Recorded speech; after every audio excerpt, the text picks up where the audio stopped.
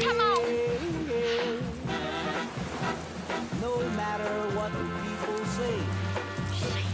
Most of the time we assume movies are about people pretending to do things like kill aliens or, I don't know, pee on each other. But that's not the case in The Paperboy, a nano-budget 2012 film in which Zac Efron has sex with Nicole Kidman, but not literally. And also the movie in which Nicole Kidman pisses on Zac Efron. Extremely literally. For context, Efron's character is swimming at the beach when he gets stung by a jellyfish, and a couple of girls nearby come to his rescue, believing that the best remedy is to have someone pee on the wound, which, side note, this is a myth. Do not do this if you or someone you love gets stung. Save your pee for something more deserving, like your teacher's desk. But, so anyway, Kidman's character, Charlotte Bless, boldly steps up to the task, delivering a hot stream of liquid retribution for all those high school musicals. And according to everyone involved, there was no tube of prop urine or CGI, they straight up had her piss on him. According to Kidman, that was what Lee, the director, wanted. I mean, I love Zac. He's such a great guy, and let me just say that I'm glad it was him. I feel safe with Zac, and hopefully he feels safe with me. Well, maybe not anymore. Who could have predicted the former Disney teen heartthrob would have an Oscar-winning actress pissing all over his chest with a steady stream of her own personal urine? But hey, speaking of paying women to do insane shit for no reason, one scene in The Wolf of Wall Street involves a female sales assistant volunteering to shave a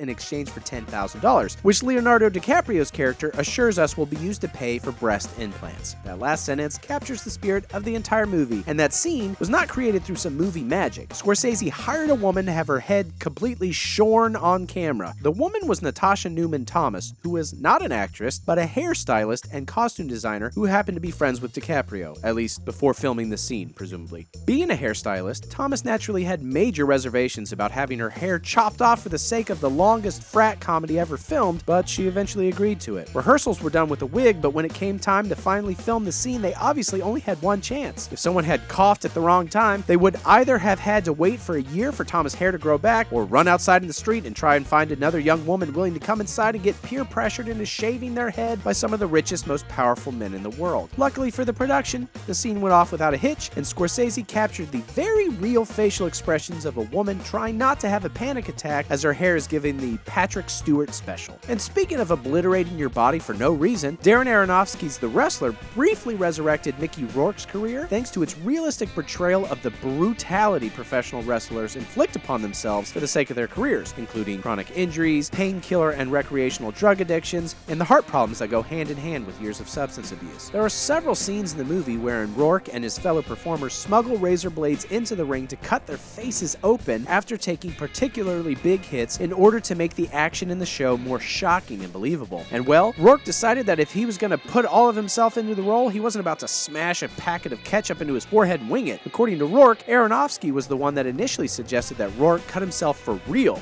a move that the actor thought was possibly an attempt to scare him off, considering Aronofsky had major reservations about casting him to begin with. Apparently, Aronofsky never brought up the issue again, but Rourke got so invested in the role that when the big scene came up, he pulled a concealed razor blade from his wrist straps and, well, did the thing that we were talking about, with 100% real Mickey Rourke blood pouring out all over the place. And according to Rourke, it really f***ing hurt, which maybe he should have thought of that as a possibility before knifing himself, but hey, after the scene was over, the real wrestlers who had been hired for the film gave Rourke a standing ovation for treating their industry with respect, a phrase that apparently means a willingness to mutilate yourself for money. Hooray!